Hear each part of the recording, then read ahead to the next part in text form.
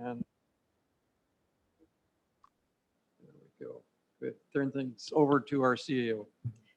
Thank you, Chair Dickey. And I would just point out that the first item on the agenda is your report from the Regional and Corporate Services Committee meeting held this morning. Oh, right. So what this morning was another record start to finish for our open meeting. The only thing that developed any discussion was, I believe, the director's reports. Director Raymond thanked the communities that have provided trucks and fire crews up at the Lytton Fire. And following that, Director Engar brought it to the director's attentions about the concerns around irresponsibility in light of the fire situation in our area, in our rural areas. I think Director Enger was pointing out how many people were tossing cigarettes, etc., under some extreme fire conditions, and staff talked about the need for wildfire programs for our communities. As I remember, that was about the only discussion that took place this morning. So I'll turn things back to Ms. Kinnaman. Thank you, Chair Dickey. So looking for approval of the agenda, and late items. Director Adamson, second Director Dixon, all in favor. Contrary, motion carries. Next item is 4.1. We have a delegation from Arcana Studios, and I believe we have a Mr. Cameron Bourne on the line. Good. Welcome, Mr. Bourne. Yes, hello, thank you. You typically are allowed 10 minutes to make your presentation to us. We look forward to hearing yours. Okay, thank you. I'm just going to share my screen if that's okay. Absolutely. Perfect.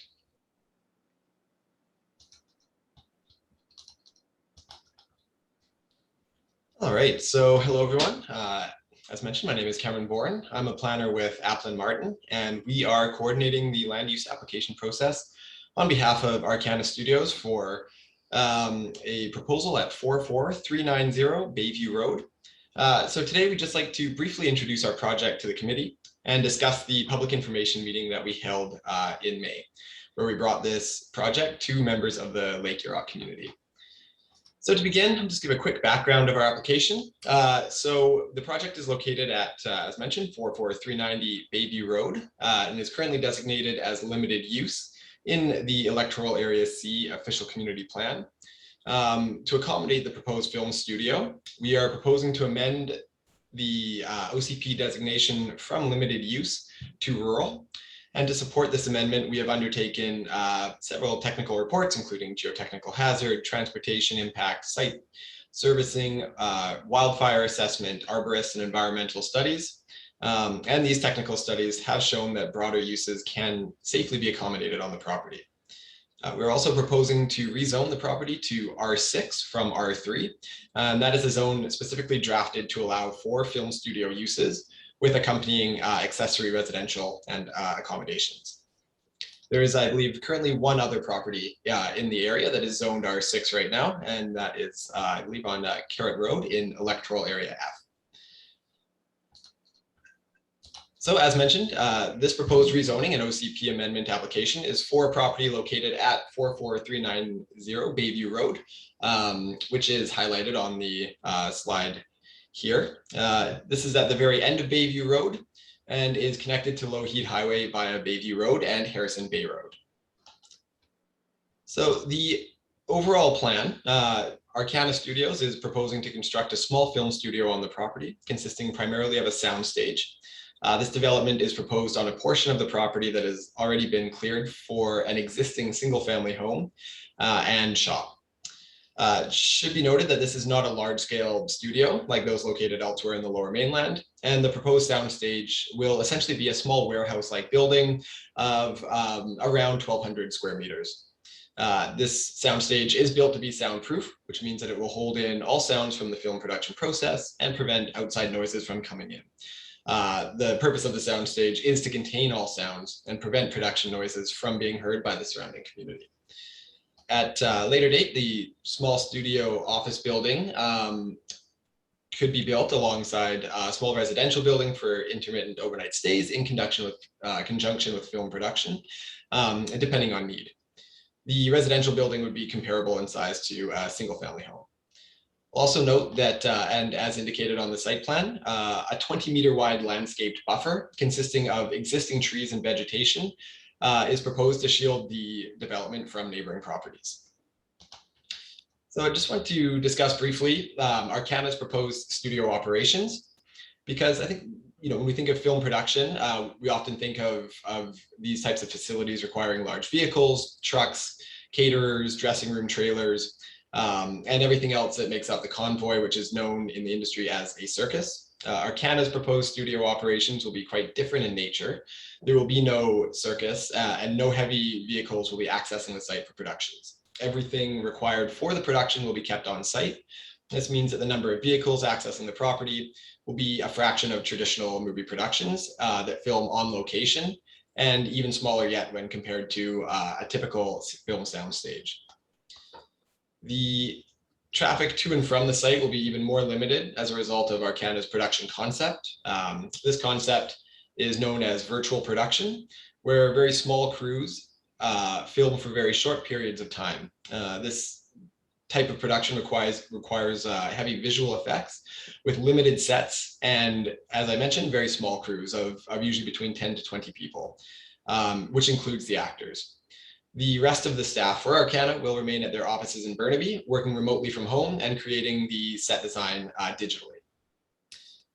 Should also be noted that the proposed studio will not be a work for hire studio. In other words, this will not be rented out to Hollywood producers. The Arcana studio will only be used for Arcana's projects, which are created locally and in-house. So to support our OCP amendment application, as I mentioned earlier, we did undertake all required technical assessments. So our project arborist, Arbor Tech, assessed the site last year, and they found that the forested portion of the site consists primarily of big leaf maple and some other native species, with a general 30-meter tall canopy. Following development, the vast majority of this existing forest will remain. Not only will that 20-meter wide natural buffer be preserved along the perimeter of the whole site, but only approximately 37 trees will have to be removed on site to accommodate the development. And that is mainly for a septic tank. If the septic tank location is moved, that 37 tree loss could even be reduced from there. And the removal of these trees is not anticipated to leave the remaining trees susceptible to any wind damage. Environmental Dynamics, EDI, was our project environmental consultants, and they also assessed the site last year. During their assessment, the main feature that they noticed was an unnamed stream that's located at the eastern end of the site, and it flows south to north through the site and eventually into Harrison River. No fish records were found for the stream during their review, and the stream is located quite far from where the proposed development is going to be located, and therefore will not be impacted by the studio. And regardless, a 30-meter habitat buffer will be maintained around the stream. Additional traffic volumes on Bayview Road as a result of this development were projected by CTS, Transportation Consultants, and they estimated that approximately 20 additional trips during the morning and evening commuting hours would be created by the studio. This increase in traffic would not trigger safety improvements on the local road network, and parking demands on the site will vary depending on the size of production. However, it's anticipated that no more than about 14 parking spaces will be required based on the model of production. Now, although the additional traffic will not trigger required safety improvements on Bayview Road, following discussions with district staff and the Ministry of Transportation, we have considered making some improvements for the road network between Lougheed Highway and the proposed studio, just to enhance safety and alleviate resident concerns. So these options include expanding the gravel shoulder to allow for easier two-way vehicle movement and creating a service vehicle turnaround on the property. A key consideration was to ensure that the rural nature of the road is maintained, but safety is improved, in particular for pedestrians using the road to access the lake. We've so far done a preliminary servicing and infrastructure feasibility assessment. The existing water service off of Bayview Road will be upgraded and extended to the site. Sanitation will be conveyed through treatment facilities to a new septic tank on site, and stormwater will be treated on site as well. As the application progresses, further details on the servicing will be made available. And just to wrap up, I just wanted to bring to your attention that on May 31st of this year, we did hold a public information meeting. This was held digitally and was essentially a longer version of today's slideshow with a question and answer period. So in preparation for this meeting, we sent 250 notification letters to nearby properties and some properties a little bit further afield as well, and had a very good turnout of about 80 attendees. During the meeting and prior to the meeting, we received more than 200 comments from residents, including and generally the common concerns that we heard from residents were around road safety, local hiring, studio operations, and any potential noise or light pollution.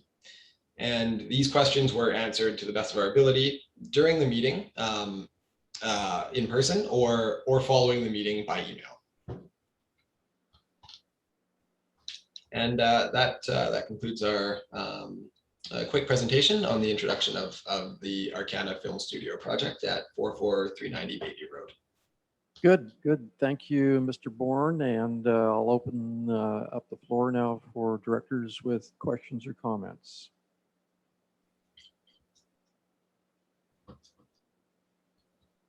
Hi, Director Bales. Go ahead, Director Bales. Yeah, so I attended the meeting and I got the feeling that there wasn't too much support as well based on letter writing. But I guess from my initial conversation with a person to do with this site, I was under the understanding that it was just going to be a little director's retreat and not a films or not the kind of application that is now on the table. So I probably could have forewarned that the public might not be in favor of it, and it seems to be that way. So I don't know if you have any comments about that, but initially I thought it was just going to be a little director's retreat, not a full-blown, well, not full-blown, but a studio. So people are still concerned about the extra traffic, even though, and the possibility that it could be changed over time, might start out small and then grow as time goes on, or be changed with the with covenants could be changed. And so those are concerns that I've heard. Also concerns that I've heard is the rezoning and increased taxes that might happen with the rezoning. So just what I'm hearing from the public, and I don't know if you have any more comments about that, but. Well, thank you, Director Bales. I think that, you know, the scale of the production facility itself will be quite small. It is, you know, a generally small warehouse, 1,200 square meters. So I think the concerns around, you know, if the rezoning is approved, that could be expanded over time are valid, and know that the client and the applicant doesn't have any intention on expanding it over time, which is something that, you know, could be guaranteed with covenants in the future. Okay, thank you, Mr. Bourne, and thank you, Director Bales. Any further discussion, questions? Director Dixon, please go ahead. Thank you, Mr. Chair, and thank you for your presentation. Just to clarify, will it all, anytime you're doing filming, is it indoor filming? Is there potential to be filming outside? Comment on that, please. Yeah, of course. There is no intention to do any outdoor filming or on location filming. It would all be contained within the building itself. So it would all be contained in the sound stage, and all equipment would be contained on site as well, so that nothing would have to be brought up. Okay, thank you. Good. Thank you, Director Dixon. Just a question to directors. Can you hear us okay over our microphones? Okay, good. We had a problem this morning. Maybe it's been improved on. So. Any other discussion? I guess I have another question if anybody else, and if nobody else has anything to say. Go ahead, Director Beals. Oh, I just wondered, you were talking about the amount of trees that would be logged. Have trees been logged already? I've heard comments that there have been, but I don't know if it's true, so. No trees have been logged by the client, from my understanding, and I believe that tree cutting permits would be required for any removal of trees at this time. Good. Thanks for your answer, Mr. Bourne. Any further questions? Okay. Hearing none, well, thank you, Mr. Bourne, once again for your presentation, and we'll take that under careful consideration moving forward. Thank you very much. Turning things back to our CAO. Thank you, Chair Dickey. So item 4.2, we have a delegation from OTG Developments. We have Mr. Shannon Webb on the line. Okay, welcome, Mr. Webb. Hi, everyone. This is, sorry. Hi, can everybody hear me? Yeah, I think we're okay. It sounded a little broken up. We don't have a visual on you right now, but we can hear you. Oh, sorry about that. Let me know if my signal is good enough. Otherwise, I could try an alternate solution. Is this okay? Yeah, no, I think we're going to be fine with the audio. Okay, thank you. So yes, so this is Shannon Webb. I'm from OTG Developments. I'm representing the owners for a 3-lot subdivision proposal on Shurlow Road in the Agricultural Land Reserve. I understand I wasn't going to do a presentation on what the proposal was because it's all been laid out in the staff report. So I'll just got a very brief couple of comments here. So it's noted that the staff report states that there are primary concerns regarding this application, and they relate to potential geotechnical hazards and impacts on agriculture. These, we note that these comments are, however, based on broad and generalized OCP policies, which cover a large range of properties and areas. So the purpose of this application is to specifically apply for a subdivision and have the assessment specifically relate to this property individually, rather than applying a broad OCP policy to it. So on that basis, the owner proceeded with a site-specific geotechnical report by a professional geotechnical engineer. The report was very positive. It noted that there was a lot of flat, safe, suitable areas on this property, and any future building envelopes could be sited at least 250 meters back. So that's like 800, 900 feet from any hazardous geotechnical slope areas. And the on-site water infiltration wouldn't be a problem, and they can be appropriately controlled where necessary. It is noted in the staff report that the staff were questioning the ability of the geotechnical engineer to properly review the site. We're concerned that this actually sets a bit of a significant precedent and raises a question on the supportability of geotechnical reports in the future and the standard review process. Geotechnical concerns are intended to be considered through the appropriate development permit application process. And we feel that denying this application partially on broad geotechnical concerns at this stage without the benefit of a site-specific DP application is inconsistent with standard practices. As previously noted, the staff report also raises concerns regarding the potential impact on future farming activities within the property and potential conflicts with neighboring farms. There is, however, only Crown land to the east and south of the property, and there are no existing farms to the north and west. Surrounding properties contain residences and hobby farms only. The requested subdivision and lot sizes is actually consistent with the property's existing zoning, and the lot sizes are requested are the same as approximately 80% of the lot sizes in this area. We also note that many similar subdivisions have also already been approved by the ALC in the surrounding Ryder Lake neighborhood. And this, our understanding is this is due to the recognized poor soil conditions and lack of water supply during the summer months in Ryder Lake. The City of Chilliwack's OCP also identifies the Ryder Lake as a future reserve for residential development based on these limited conditions. It is requested that the application be forwarded to the ALC for consideration, as we feel technically FVRD staff do not have the expertise to consider the property's agricultural potential. The staff report also suggests that a reduced density can control the intensity of land use, minimize land altering changes to drainage, and reduce human interactions with the slope.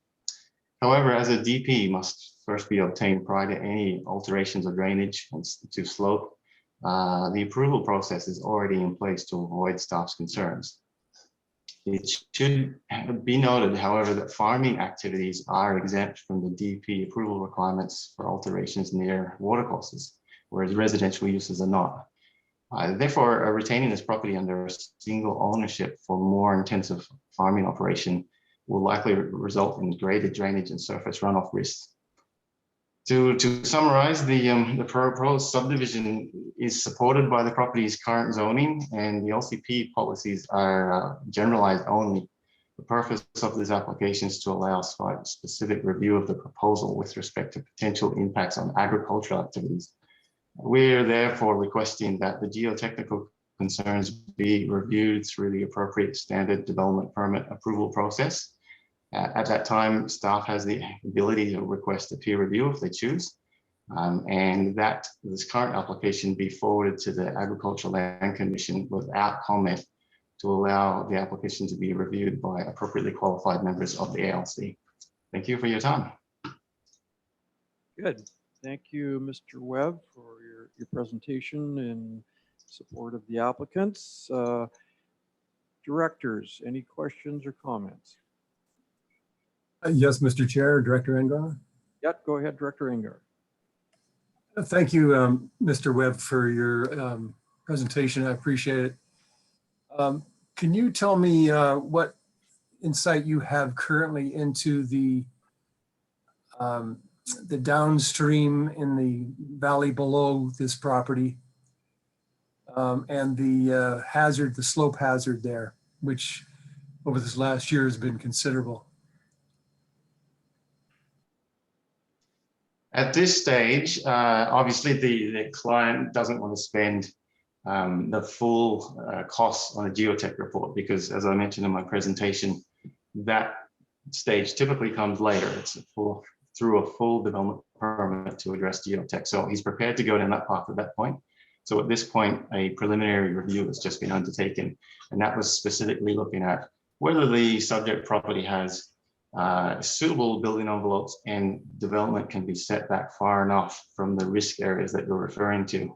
And this preliminary review did indicate, yes, there's sufficient room. There's a lot of space on this property to set buildings and infiltrational systems well back from any risk areas. Good. Thank you. Director Enger, did you have anything to add? It was just a quick follow-up, if I may. And were you also aware, Mr. Webb, of the recent decision by the Fraser Valley Regional District to ask the province for funding or to apply for funding to do a study on that hazard slope all the way along in the valley? No, I only became aware of it. I noticed there was a brief comment on an additional study in the staff report, but I wasn't aware it was related to provincial funding or anything like that. Very good, thank you. Good. Thank you, Director Engar. Any further discussion, questions? Director Dixon, go ahead. Davidson? Thank you, Mr. Chair.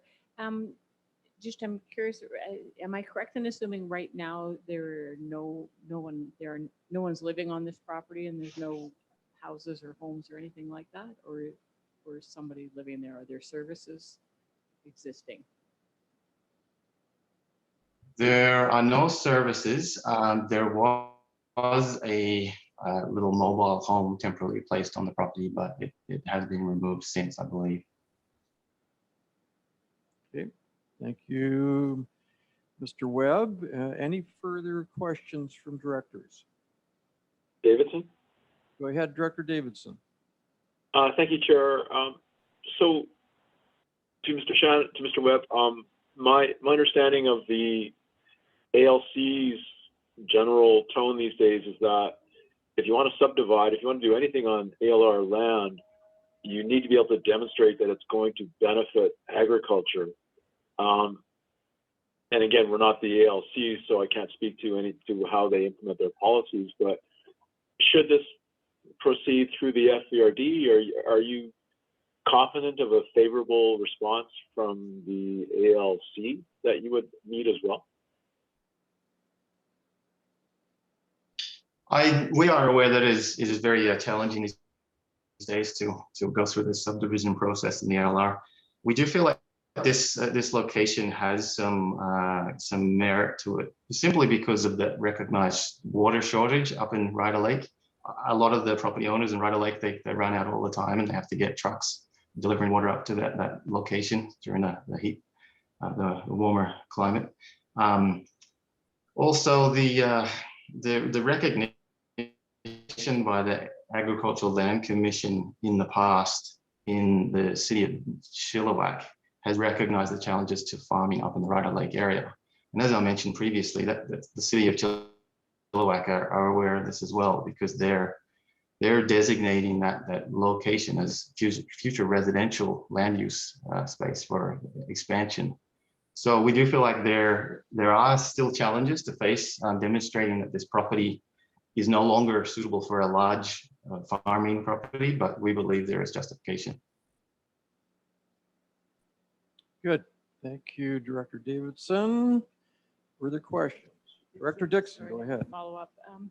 Thank you, Mr. Chair. And I'm not sure who this is for. So if I'm reading, the property was bought in 2020 and has never been farmed or used for farming unless it was prior to this owner.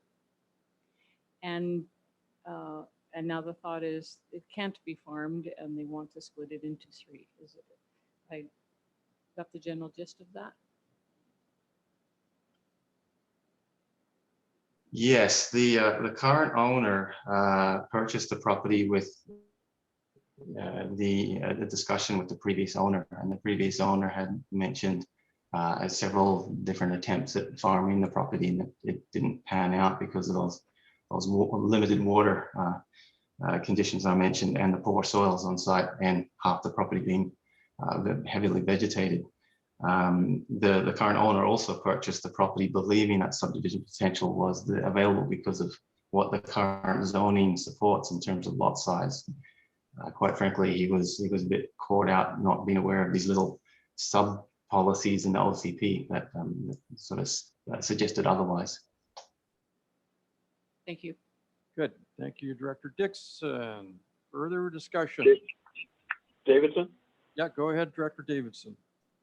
So again, to Mr. Webb, I'm just curious, why would procedurally, or I guess I'm wondering, why not just apply to the ALR for an outright exclusion if the land's not farmable? I feel like I'm missing something here. Well, we don't believe it's not farmable. We just believe that it's more suitable for the smaller hobby farms, as seen in pretty much every other property in that location. There's the majority of sites have 10-acre parcels or less, and they're just operating little hobby farms. So exclusion, it seems a bit extreme in this instance. We do feel like, future owners should still be able to have the ability to have a couple of cows, maybe some goats and pigs, that sort of thing. But we don't believe that under a single ownership, a viable farming operation would work up there, and it would probably be inconsistent with the existing surrounding land uses. Okay, thank you. Good. Thank you, Director Davidson. Any further discussion? Bales? Go ahead, Director Bales. Oh, I just had a comment, being a small hobby farmer. I really do think that small farming should be a wave of the future. Just having gone through this latest heat wave, over the years, I've been hobby farming for many years, and I've just adjusted to changes with climate. And I think small farming is probably the easiest way to deal with food crisis and being sustainable in the future. There's a lot of ways to deal with it, but that's just my own comment on hobby farming and small farming. Good, thank you, Director Bales. Further discussion? Sorry, Davidson again. Go ahead, Director Davidson. Just a question through to staff. If and I'm sorry if this was already covered, my apologies, but staff report basically says that it doesn't comply with our OCP. Was the discussion of the applicant applying for an OCP amendment ever part of the conversation, or is that procedurally not in the right order? Or it's wondering if staff could comment on the OCP amendment that might be necessary to just go forward. Okay. We'll look to our CAO on the staffing issue. Sure, and I see we have Mr. Nadby on the line to answer that question. Chair to Mr. Director Davidson. The OCP for this designation for this lot is agriculture, which takes into account the agricultural land reserve on the bench lands. So the designation that's in place is correct. It's the OCP goes into further detail, and the bench lands, the minimum lot size is 8 hectares, and that goes into the area that we need to have a better understanding of an overall geotech analysis to understand how the runoff models would work, what is the impact to neighboring properties, and just to better understand what's going on in the bench lands. That's why the OCP designations are what it is, and it limits the development or subdivision of further subdivision of ALR lands in the bench lands. Good, thank you, Mr. Nadvi. Any other discussion? Hearing none, we'll thank you, Mr. Webb, for your presentation, and further on in the agenda, we'll be dealing with this item. Thank you for your time. Good, and we'll turn things over to Ms. Kinnaman. Thank you, Chair Dickey. So item 5.1, we have the draft Electoral Area Services Committee meeting minutes of June 10th, 2021. Okay.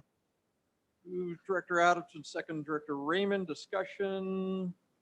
Hearing none, all in favor? Contrary, motion carries. Item 6.1, we have the FVRD Election Procedures Amendment Bylaw number 1634. Motion, Director Dixon moves, second Director Stobart. Any discussion? Bales? We had Director Bales. Hi. I can understand why people might want to move in this direction because of the last year we've been through, but I see a huge potential for more election fraud with mail-in. I saw a lot of it firsthand when I was running provincially, and I could probably even pull up witnesses to some of the election fraud that I witnessed. But not being in person to a polling booth and producing ID just gives that much more potential for fraud. And I think I prefer the way it's written currently than to move forward to more mailing in. And for now, that's just the way I feel. And with the last year too, there's been a lot more abuse recorded in some of the crisis lines. And I think not being there in person to vote in person with the sanctity of the polling booth is probably a mistake. personally. Okay, thank you, Director Bales. I'm not sure whether the staff would like to comment on those concerns.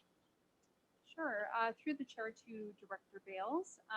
So with respect to your comment on not moving towards allowing everybody to vote by way of mail ballot and sticking with the existing criteria, the only voting by mail if you live rurally or more than 25 kilometers away from the polling station, or if you are out of the area on the day of voting, or if you're ill or infirm and can't attend the polling station. With the provincial changes, the Local Government Act wholesale has changed that. They have opened up the doors for anybody to vote by way of mail ballot. Now, we are making this change in our bylaw to be consistent with the Local Government Act. However, should the board choose not to make that change, the Local Government Act would in fact trump our bylaw, and I would, as Chief Election Officer, have to allow anybody who was requesting a mail ballot to vote by way of mail ballot. And just to address your concerns about mail fraud, certainly I think that is a concern. However, just with any type of voting, anytime anybody writes in or calls and requests a mail ballot, they are swearing that they have not otherwise voted in the election. And to vote more than once is certainly an election offense that is punishable up to, I believe it's a $5,000 fine and up to a year in jail. So there is measures in place to deal with election fraud, but certainly, not something we hope to see. Good. Thank you, Ms. Van Ness, for a very nice explanation of where we stand. And thank you, Director Bales, for your question. Director Adamson. Yeah, I just, through the chair to Director Bales.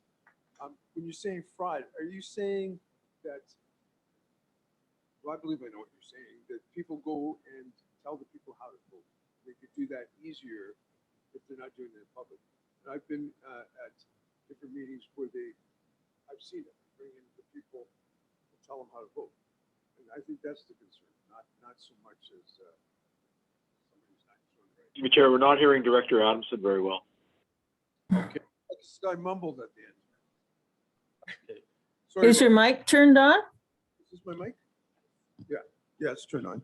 Yeah, I just think that Director Bales was, correct me if I'm wrong, but I think that she meant people could intimidate or coerce people to vote whatever way they want, and if nobody's in the room to see it, it's easy to be done. Okay, good. Thank you, Director Adamson. Did directors online hear that? Good. So Bales. Oh. that. Yeah, I just thought I'd clarify. Yeah, my main objection would be worrying about coercion, voting at home instead of at a polling booth. And even if we were in a pandemic, we're still going shopping, and there are ways around to be able to vote as safely as you would shop for groceries. So I'm still not going to vote in favor of this right now. Good. Okay. Thank you, Director Bales. And I believe Ms. Van Ness made a strong argument in pointing out that this legislation is a result of the provincial government's determination, and that we are the creatures of the provincial government. They are the senior levels. Any other discussion? Seeing none, all those in favor? Contrary? To contrary, motion is carried. Thank you. Moving forward.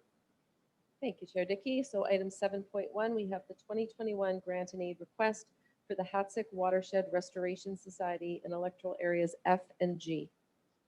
For motion, move Director Davidson, second Director Stobart. Any discussion? None, all in favor? Oh, Davidson, did you have a comment? Go ahead. A very quick comment that it's a comparatively new nonprofit organization and have my full support. Thank you, Chair. Thank you, Director Davidson. Any other discussion? Seeing none, all in favor, contrary, motion carries. 7.2, we have a 2021 grant and aid request for Columbia Valley Volunteer Fire Department in Electoral Area H. For a motion, Director Dixon moves. Second, Director Adamson. Any discussion? Seeing none, all in favor, contrary, motion carries. 8.1, we have the zoning bylaw consolidation, and I believe that we have a presentation from staff. Yes, just bear with me here. I'll share my screen.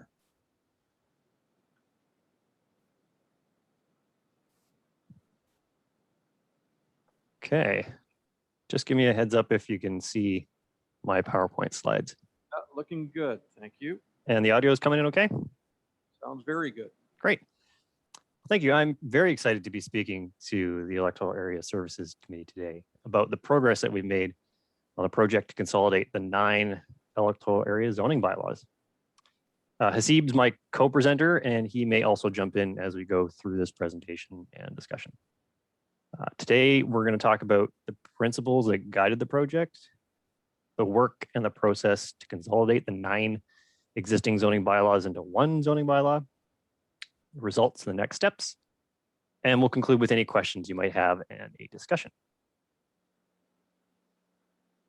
So first off, what is a zoning bylaw? The province of BC gives local governments like the FVRD the power to adopt zoning bylaws. Zoning bylaws regulate the use of land and how you build buildings on the land. The FVRD zoning bylaws list all of the uses that you're allowed to do in a certain zone. If a use that you want to do is on that list of permitted uses, then it's allowed. Conversely, if you want to do something that's not on the list of permitted uses, it's not allowed. Zoning bylaws also regulate the density of uses. For example, number of homes that could be built on one property. And zoning bylaws also regulate the size and shape of buildings. Size and shapes of buildings, they can be regulated by setbacks and height. Zoning bylaws also regulate the size of new lots that are created by subdivision. Now, the bylaws we have in effect today came to us from three now amalgamated regional districts: Fraser-Sham, Duniya-Alouette, Central Fraser Valley.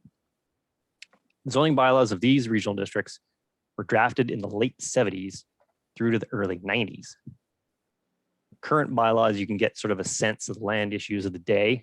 For example, seen here, pinball arcades and video arcades are specifically actually excluded in some of the zones we have. And these bylaws were also drafted around the time that Canada moved from the imperial system to the metric system. And they all had a different take on how to round numbers. So for example, 25 feet was a very common setback to a lot line. And some bylaws rounded this to 2 decimal places, like 7.62 meters. Others went to 7.6 and some rounded to 7.5. And this is going to come up later in my discussion here. So the FVRD board directed staff to undertake this project. The board's direction was to provide consistency, clarity, and ease of use by the general public, and to support the EASC objective of providing excellent customer service and reduced red tape. The board direction was to achieve a consolidated and user-friendly zoning bylaw for all of the electoral areas. Now you might notice that there are 9 bylaws in effect, but there are only 8 electoral areas. So I got a trivia question for you. Which EA has the most zoning bylaws? How many does it have?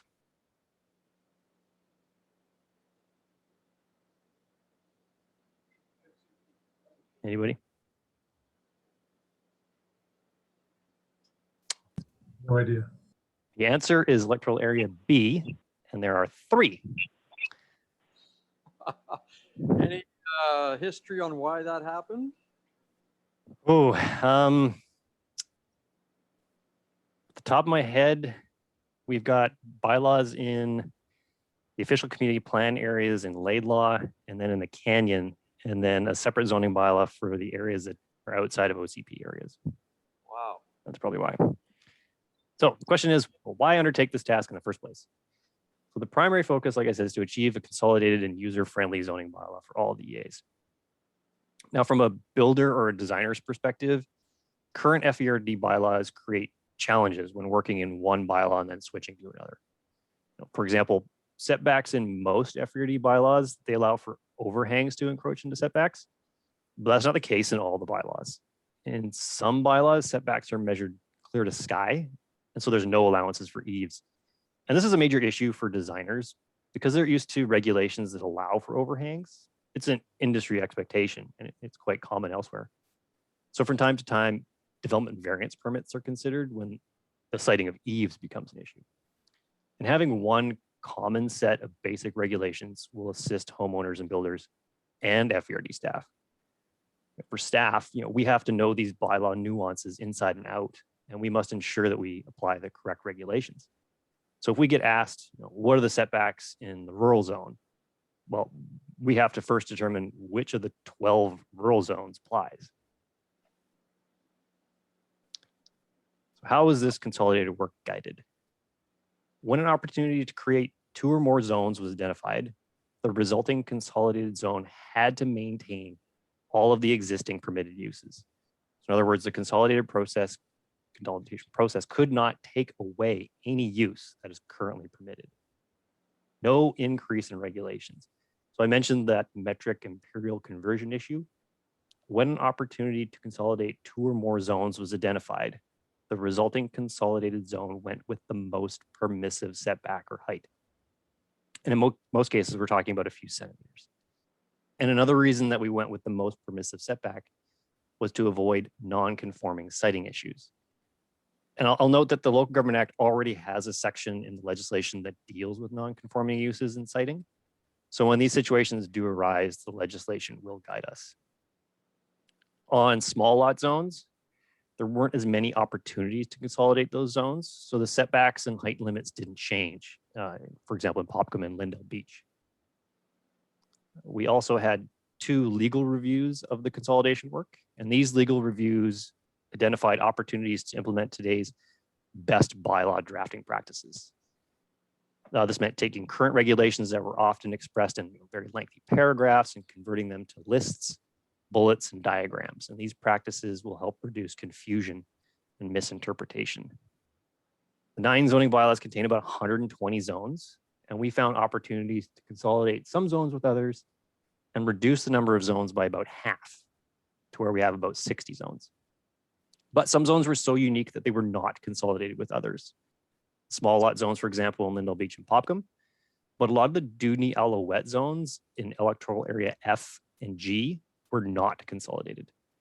So as part of the public engagement process going forward, we'll have a table of concordance be made available to show which zones we were able to consolidate and those that were not. And you might ask, well, what about second dwellings or cannabis regulations or other EA issues of the day? This project did not address these issues. The focus for this project was on a technical analysis of the existing regulatory framework. These other issues will require robust engagement and discussion with area residents. And adding these issues onto this project would distract from the technical exercise of consolidation. Once this consolidation work is completed, however, one bylaw will make future EA-wide issues much easier to draft and implement. So how did we do this? Spreadsheets, so many spreadsheets. And a lot of the heavy lifting and the technical evaluations was actually done by our consultant. Their work focused on identifying opportunities for consolidation, looking at common language to use, and common regulations to go forward. Every definition was reviewed, general regulations, setbacks, height, parking, and zones were compared based on permitted uses and regulations to find commonalities. On this table, I'm showing an example of comparing in the first column to the 17 commercial zones. And this work grouped similar zones and identified opportunities for consolidating zones where the uses matched, the setbacks and the height and the subdivision regulations were also similar. What about the results? So a great deal of effort was put into making sure that we use the same language throughout the bylaw. Because we were starting with a base of 9 bylaws, each with its own drafter, the language used to describe the same things is different. The current bylaws use synonyms to describe the same things. And this project was an exercise in eliminating synonyms. Synonym reduction was a very large task. It was one of my primary tasks in this project. So as I mentioned, the legal reviews reinforce the implementation of today's best practices when it comes to bylaw drafting. We look for opportunities to use as many lists as possible. And many of these long run-on sentences, we were able to break them down into lists. And this style of bylaw formatting is aimed at reducing confusion and misinterpretation, because every and every or and every semicolon actually has meaning. So we'll have, I'm almost done here, sorry. New layer in the mapping. So the key to any zoning bylaw is the mapping. And it's important to note that the current zone boundaries are not being changed. So if you had an existing split zone property, it will remain split zoned. Lands that have no zoning will continue to have no zoning. And we see that in portions of area A and B. Should the bylaw receive first reading, a new row will be added to the online web map to show the proposed consolidated zone for each property. It'll be highlighted right below the row with the current zoning. So here in this image, a new row would be added below the zoning R to show consolidated zoning and a link to that new zone. Now for the part that I'm excited about. Right now, our bylaws are presented to the public and staff as bookmarked PDFs. It's fine, but it's difficult to navigate a PDF document and flip from one page to the other. So we looked at other municipalities for better ways to display and navigate zoning bylaws. And we actually looked to the city of Calgary and Edmonton and found that they're using an Adobe product called RoboHelp, and they have an interactive land use bylaw for their public to use. And I'll show you how we mock that up with an FVRD zone. So this is the beta test that we created to display a portion of the consolidated zoning bylaw in RoboHelp. So in the web map, if you click on a property, you can be taken directly to a zoning bylaw. This is what you would see. So on the left is a mock-up of a rural 1 zone. And you might notice all these blue italicized parts. All those blue words are defined terms or have specific regulations. And all those live elsewhere in the bylaw. So it's either in a definition section or a regulations section. But what RoboHelp does, it allows you to click on these blue words and have the definitions pop up without you having to go look them up or scroll through the document. On the right, it shows what pops up when you click on farm use. I think that RoboHelp will be a great tool to help EA residents navigate their zoning bylaw much more efficiently. And it's going to help staff as well. So I'm getting close to the end here. What's next? So as we work towards bringing the consolidated bylaw forward for consideration for first reading, we're also working on an enhanced digital engagement. So we'll have a new section of the FVRD website dedicated to this project.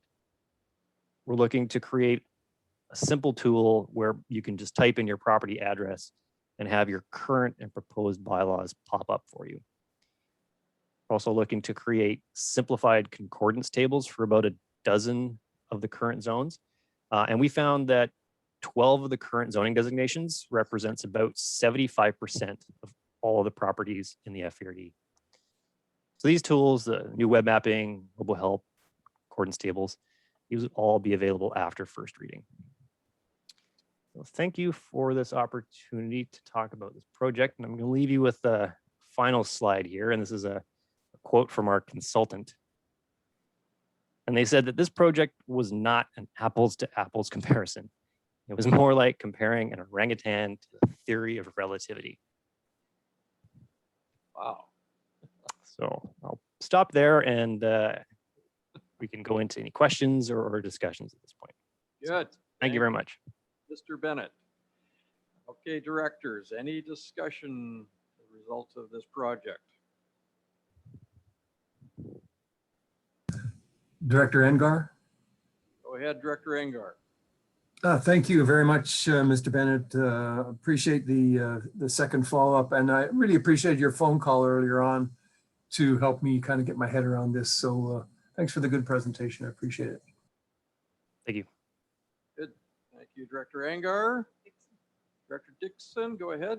Similar to Director Andrew, I just really want to thank Mr. Bennett for specifically the phone call and all the work that's gone into trying to make something potentially, and that's the idea, simpler for not only the directors to understand, but for the public to use. And I think that there's a lot of value in that, and just trying to build understanding and ease of use. And so I think this has got great potential. Thank you. Good. Thank you, Director Dixon. Yeah, Director Adamson, go I'd ahead. also like to thank Mr. Bennett. It's very useful, and the phone call was a big help. My concern only is, I don't think we should be supporting robots. I think that, is there a way we could do this and have somebody hired as opposed to a robot? Robots don't pay taxes, don't do anything. I just don't like robots. Excuse me, Chair, just to ask boardroom directors to please speak into the microphone. We're losing part of Director Dixon and a lot of you too, Director Adamson. Apologize. I'm against robots. Director Adamson would like to turn the clock back. Is what I hear. Stobart. Director Stobart, go ahead. Thank you, Mr. Chair, and thank you, Mr. Bennett. And I think that one of the biggest complaints I've had over the last 12 years from members of the public was due to the lack of clarity with zoning bylaws, and when people moved from one area to another and trying to determine what actually applied and what didn't was very difficult. So again, over the next while as this moves forward, I'm hoping that these consolidated bylaws really make things just a little bit easier for everybody concerned. So again, thanks. Good. Thank you, Director Stobart.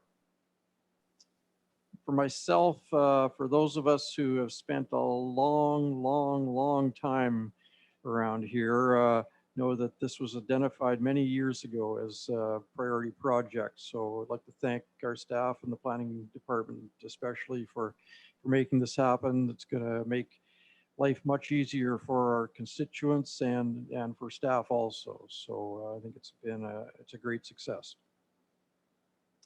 Bales? Director Bales, go ahead. Yeah, to staff, David, I really appreciated the phone call. I guess it looks like I'm gonna really have to start thinking metric. I haven't really thought in metric, but if it's gonna be consistent, I guess we won't have the mishmash of metric and imperial measurements. So it'll be a good challenge for my brain. I'm always converting.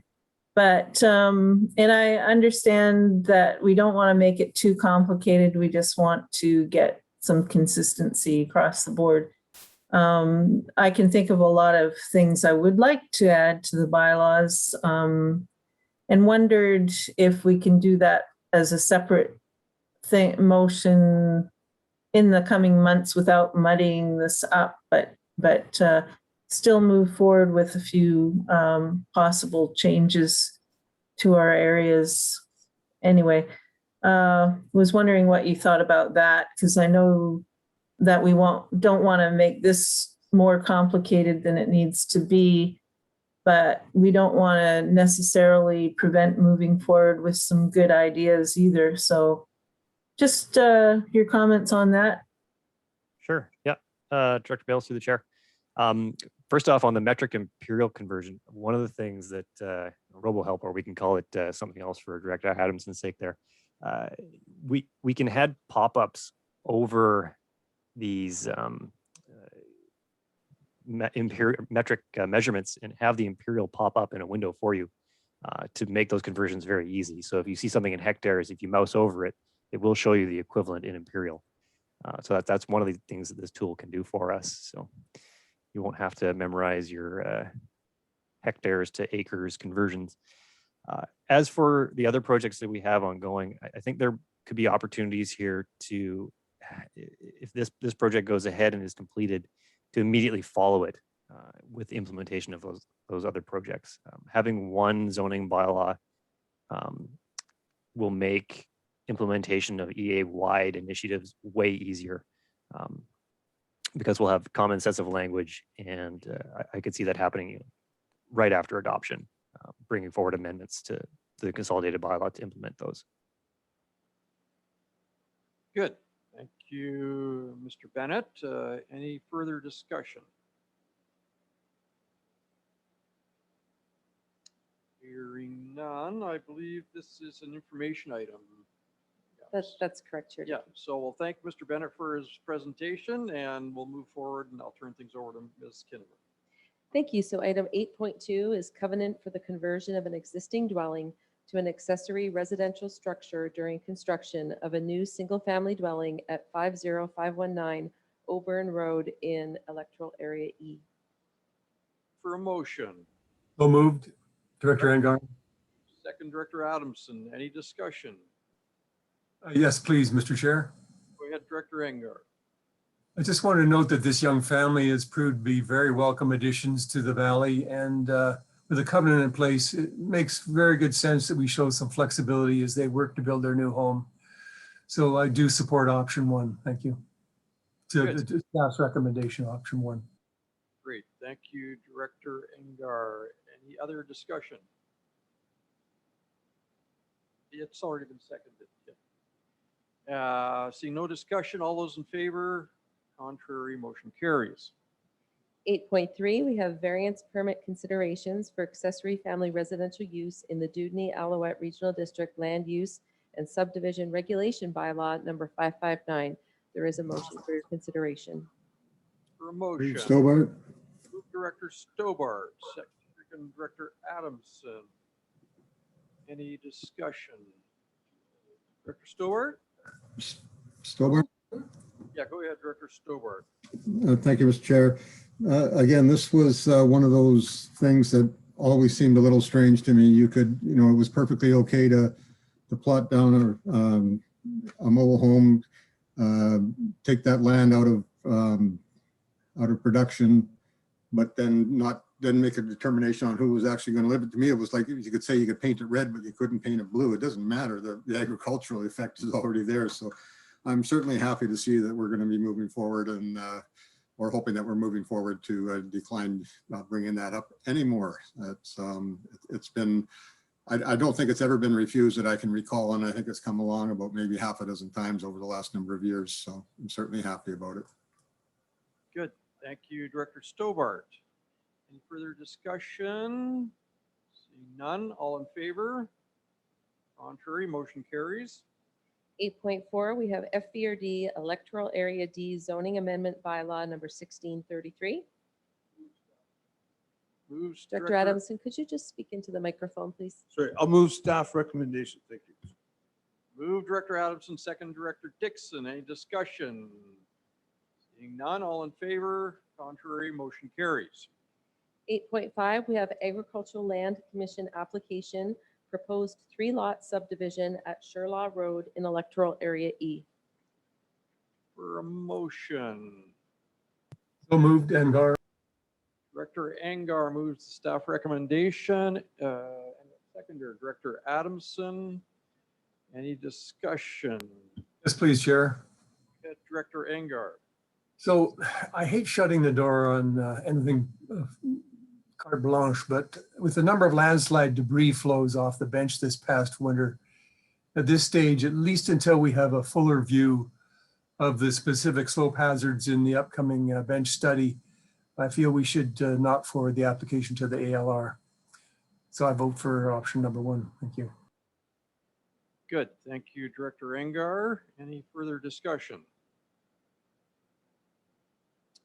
Hearing none, all those in favor? Contrary, motion carries. 8.7, we have development variance permit 2021-14 to reduce, 8.6.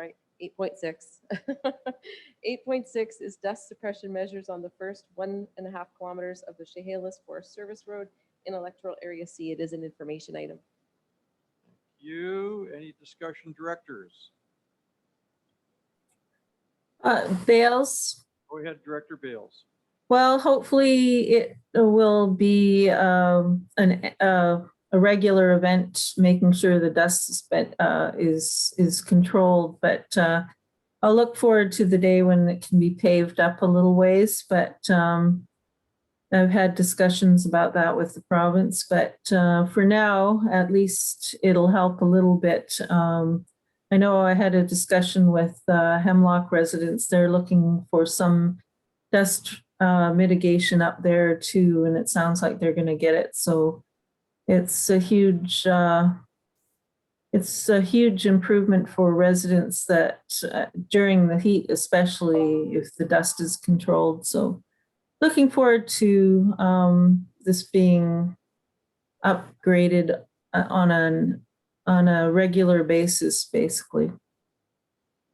Good. Thank you, Director Bales. Any further discussion? I know for a number of years this has been talked about. There have been a lot of complaints about dust in that area, and good to see that it's going forward. And our staff, I think, taken a big part in making this happen. Good. Any other discussion? Hearing none, we'll move forward with the agenda. Now we'll have 8.7, which is Development Variance Permit 2021-14 to reduce parcel frontage requirements at parcel address 025-762-091 Popcom Road North in Electoral Area D. Okay, thank you. Looking for a motion. Move Director Adamson, second Director Raymond. Any discussion?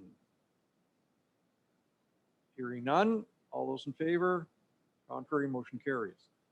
8.8, we have a temporary use permit application at 57951 Laidlaw Road in Electoral Area B for pipeline construction storage. Move Director Adamson, second Director Dixon. Discussion. Director Adamson, go ahead. Yes, I'd like to thank staff for working on this. I know we send out more than we normally send out. And this is ground zero for the pipeline. These people in Laidlaw are the ones I believe are most affected by this pipe, probably in the whole country. So having a public meeting is very important too. And I want to thank staff for putting this together.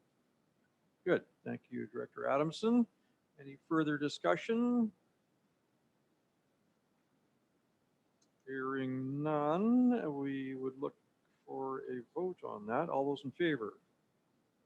Contrary, motion carries.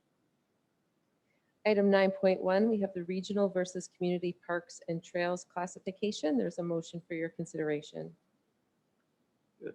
Looking for a motion. Move Director Dixon, second Director Stobart. Any discussion? Director Dixon, go ahead. Thank you, Mr. Chair. I just want to thank the Mr. Urban and others that may have worked on this and in putting this into a little bit of a chart where we have an opportunity to see how these decisions are made or could be made in the future. And to me, it does make sense around when something should be regional, when something should be a community. So I just appreciate seeing this and having this document to go forward with, hopefully, once it's been approved. Thank you. Good. Thank you, Director Dixon. Director Adamson. I know that we community. Oh, sorry.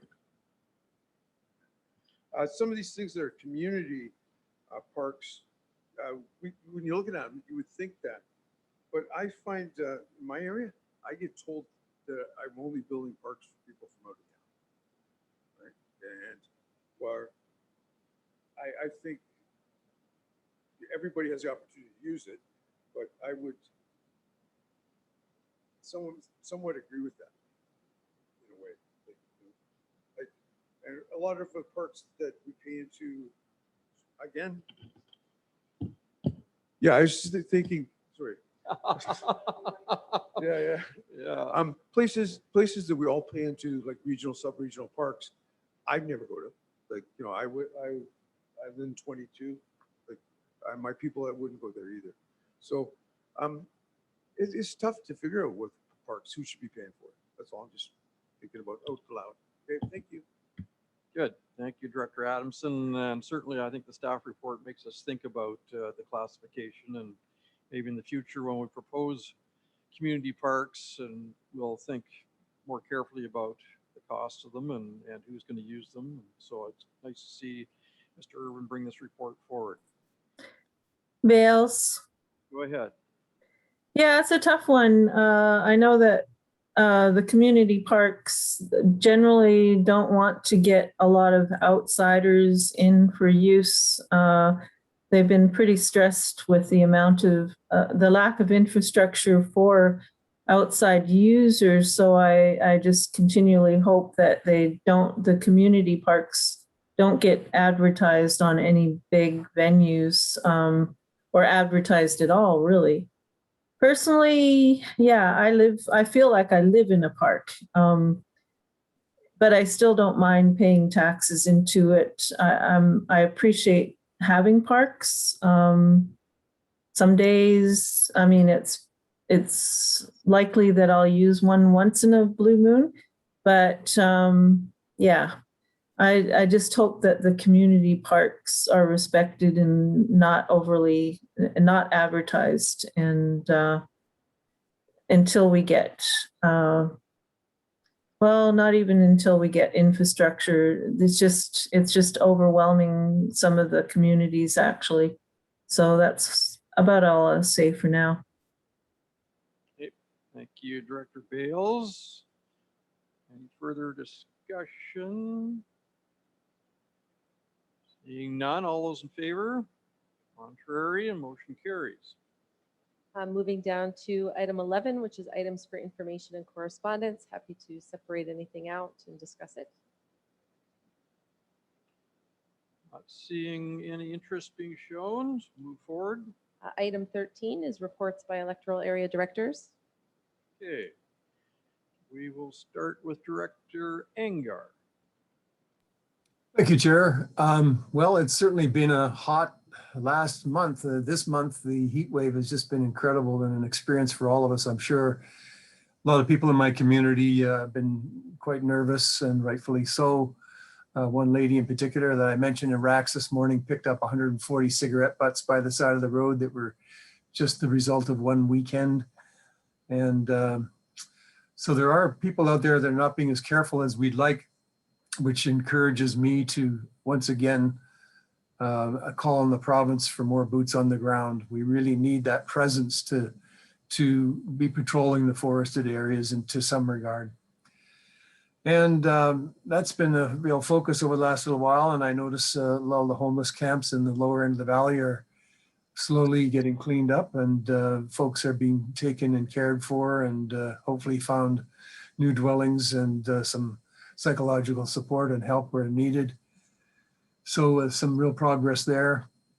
And sprinklers are on the roof ready to go at a moment's notice. My above ground swimming pool, kids pool, 2,500 gallon pool is full of water. Our fire department is very well trained and now very fluent in wildfire prevention and whatnot with their sprinkler system. So we're very fortunate to have an excellent fire department, and yeah, onward and upward. Thanks. Good. Thank you, Director Engar. Director Dixon.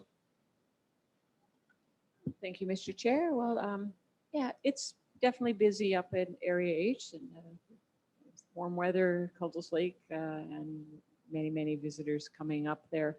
We're continuing to have similar challenges with maybe everybody else is having, and that has to do with respect and what is left behind when the visitors leave, and how they treat the place when they're there. And so we're having a little bit of a change now. There are a lot of really good-hearted people in Area H that are cleaning up and picking up garbage and raking up dried grass on the side of the road, and trying to captivate that and get that to spread a little bit, and a little bit like adopt a road or adopt a trail. And so that is one of the areas that we're working on right now, as well as I have a group up in Columbia Valley that is interested in community preparedness.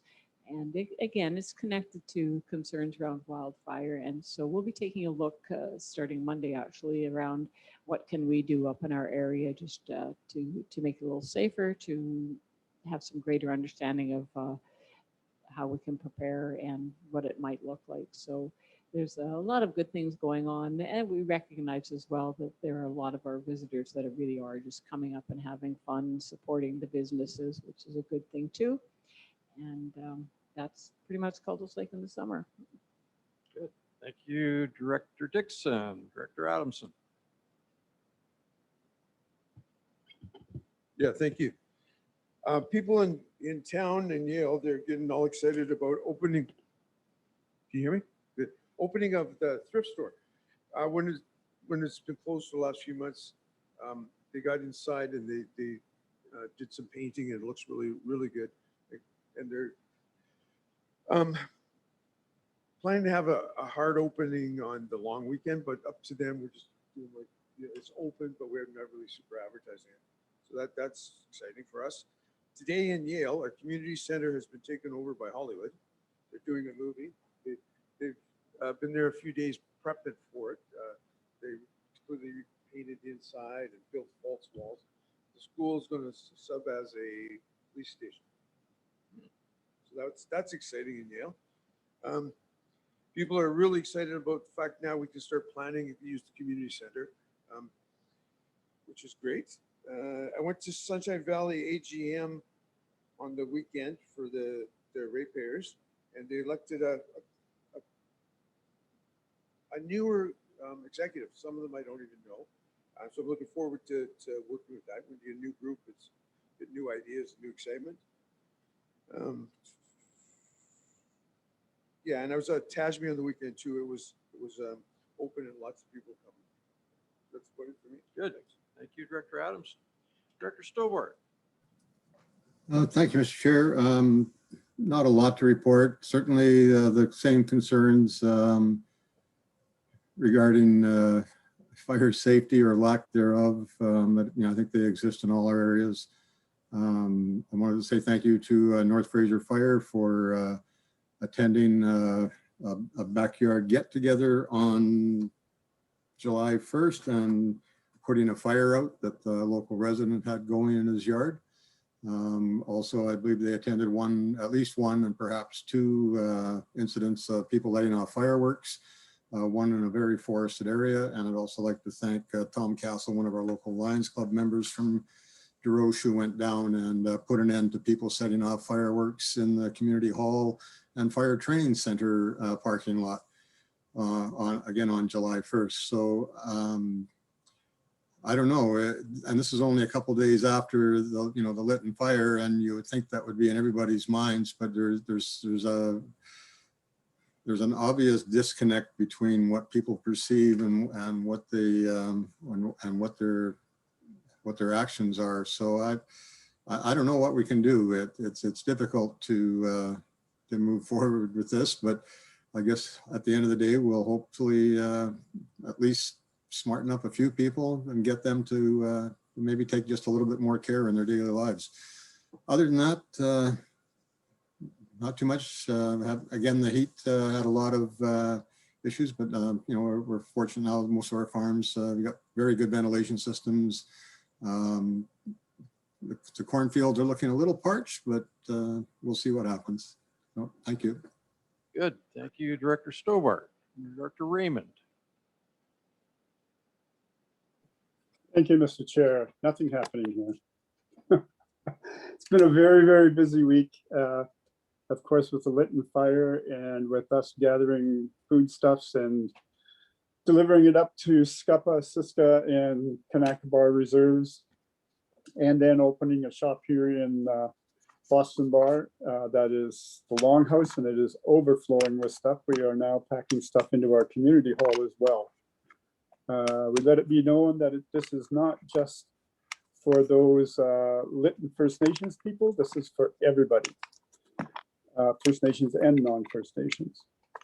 Again, I would like to thank the fire departments from, I believe, that Popcom and Chalmers River Valley and Agassiz for their support and sending their crews and trucks up to Lytton. It was very much appreciated.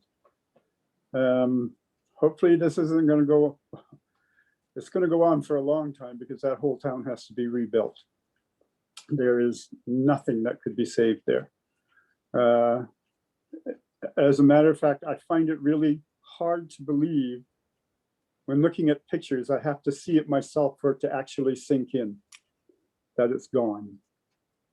I was talking with the mayor up there as well, and offering any help that we can do from our end. But right now, everything, of course, is still being tossed around and upside down, and who's in charge and what's going on. So hopefully we'll get that straightened around and move forward. And people have written saying they're going to rebuild, and I know they will. Thank you, Mr. Chair. Good. Thank you, Director Raymond. And I'm sure that was a very frightening experience for all the Canyon communities. There are some similarities there, I expect. So we're all thinking about you. Turning to Director Bales.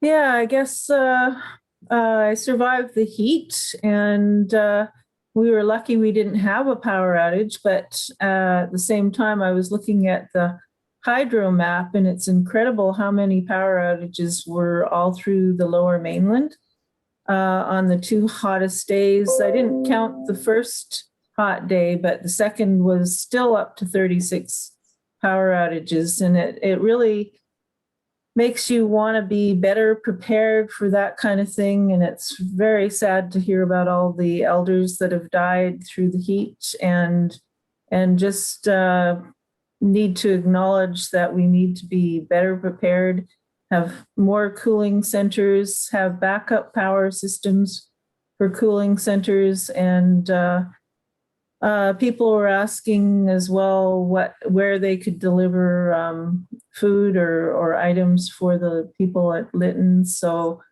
I did see on the news that there was a center opening up in Chilliwack, but definitely is a good wake-up call for being more prepared, and just feel lucky to have gotten through the heat spell this time, but we really need to think about the future. And I guess that's about it. Good. Thank you, Director Bales. Director Davidson.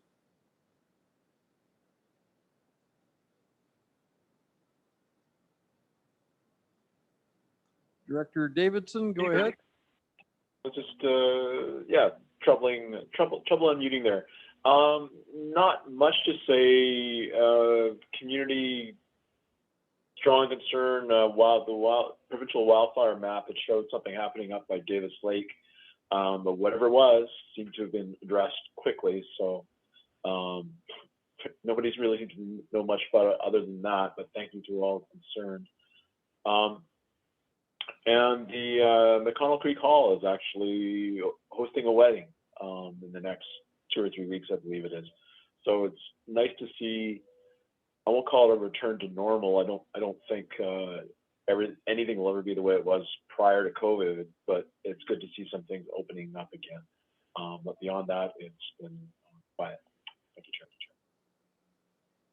Good. Thank you, Director Davidson. And my electoral area has been quiet for the last month, so I have nothing to report.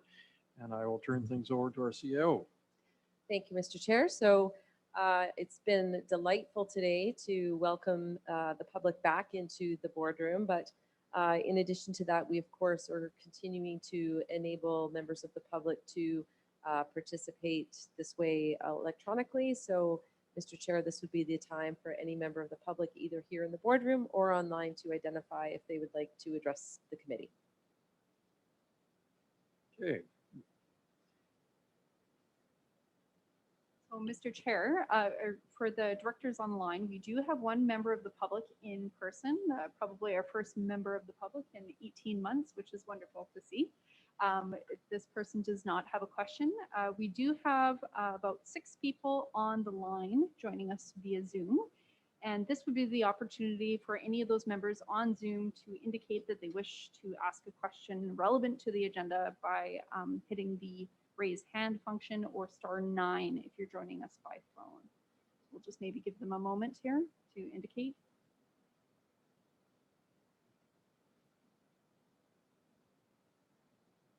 And it would look like all the members of public joining us by Zoom do not have a question for us. Good. Thank you, Ms. Van Ness. So that would bring us to, Resolution to close the meeting, Chair Dickey. good, thank you. For motion, move Director Adamson, second Director Dixon. Any discussion? Hearing none, all in favor, contrary, motion carries, and we'll be.